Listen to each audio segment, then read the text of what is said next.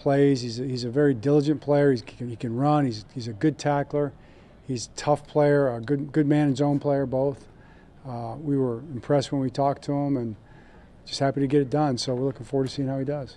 Can you say whether that closed the door on any other significant additions at that secondary spot? Yeah, good question. I would say no. I don't think you could ever really close the door on any personnel move.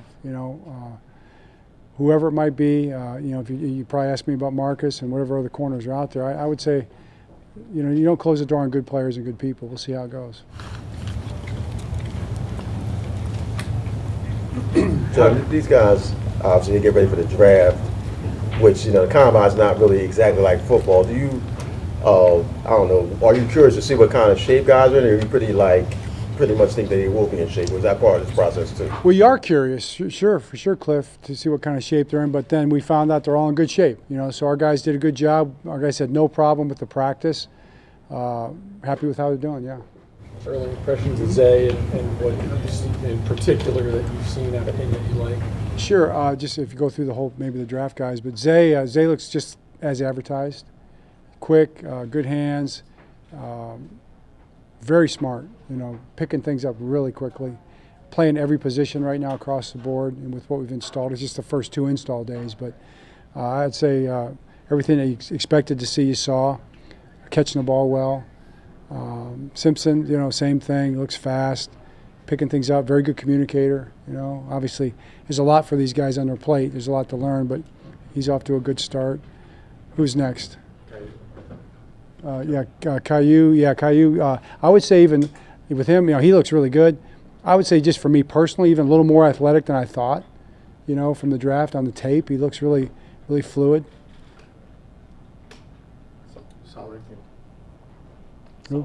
Sala, 6th-round pick. Sala, good feet, just like we thought. I'd say just how we thought. Harder for the lineman because we're not in pads, but he moves real well. Seems like he's picking things up well. Was Caillou one of those 30 guys that you evaluated that cornerback spot before the draft? Oh yeah, absolutely. He was definitely in the mix. He was in the first upper half of that group for sure. Who else? Did you think Tavius Robinson? Tavius, yeah. He looks good. He looks high energy. I think his skill set's going to really express itself with the pads on, but he's a tall, rangy guy with heavy hands and a lot of energy. Hey, are we going with Sala? Is that how we're going to go with this? I think Sala. That's how he goes. I think, yeah. Because we have no chance. You have to ask him. You have to ask by his full name. But Coach can say. Yeah, that would take 5 minutes. You're a media person. You're supposed to pronunciate these things. Even when I looked at pronunciation, guys, it was tough for me. Is that why you're a writer, not a? Exactly. John, do you look at him as a tackle? Is it just get him reps at both and see where he kind of make a decision when you have to make a decision? Absolutely. And versatility's good. He's a developmental player at this point, so I think he'll develop quickly. But guard or tackle, pretty much on the right side right now. Let him focus on that side. John, how much was? Oh, good. Go ahead, Bob. Go ahead. How much was Voorhees on your radar? I mean, it's interesting to trade back in and get him when you did. How much was he on your radar all along through this process? He was probably, he was on the radar, but it wasn't like a big blip on the radar because he had the dot on there that said he was injured. We'd watched him. We had him ranked as a high, as a draftable player, 3rd-round type guy maybe, in that range. And when we got toward the end, he's still there obviously, and we kind of started talking about him in terms of compared to the other guys that were available. And it's like, this is a real value. Let's try to get back in and see if we can get him. And Eric did a great job with that. John, have you guys ruled out him, possibly being available this year? Probably, I would say, yeah. I think the plan for him this year is to rehab. He's hey, who knows what could happen, but let's give him every opportunity to get as healthy as he can get, and he'll be ready to go next off season. John, we were talking about guys playing and giving them opportunity. Do you see Kelly as a guy capable slot and outside corner, or is there, do you think his strengths are in a certain area? Well, he's definitely capable mentally to do it. Physically, we just have to see, how he fits. You put a guy, he can do it. I mean, he's got the skill set. It's really more of how do you process in there, having a feel for the routes and stuff like that. But he's good enough to play outside anyway. So he's fast enough, and he's really smooth and fluid. Opens up his hips. You're gonna like his feet when you see him. He's a little taller and rangier than kind of how he looked on tape to me. So yeah, looks good so far. But hey, it's early. I mean, we're just starting.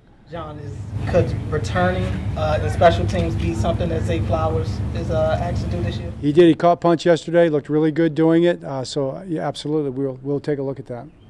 John, it's been a while since you had a Delaware quarterback wearing the number 5 here. Is he wearing number 5? I didn't notice. How is it? I mean, it's just kind of like, he is I believe he is a Joe Flacco fan, so coming from Delaware. So Yeah. I mean, did he Better stand be. out? Did he notice anything about him basketball days or? Yeah, he looked good. He got a real smooth athlete, yeah, real smart. Both guys. I mean, both the 2 quarterbacks in here, Delaware and Bowie State. I mean, those guys did a good job. I thought they were both very confident, ran things well, picked up the offense very, very quickly. After that, you don't know until things the bullets start to fly a little bit. So, as we kind of try to figure out what this secondary might look like, do you guys have a plan for what you want Brandon Stevens to focus on this offseason positionally? I know he's kind of bounced around a bunch of spots. Yeah, that's a great question. We're going to start him off at safety and work as a safety corner combination. I mean, the versatility, again, we love it.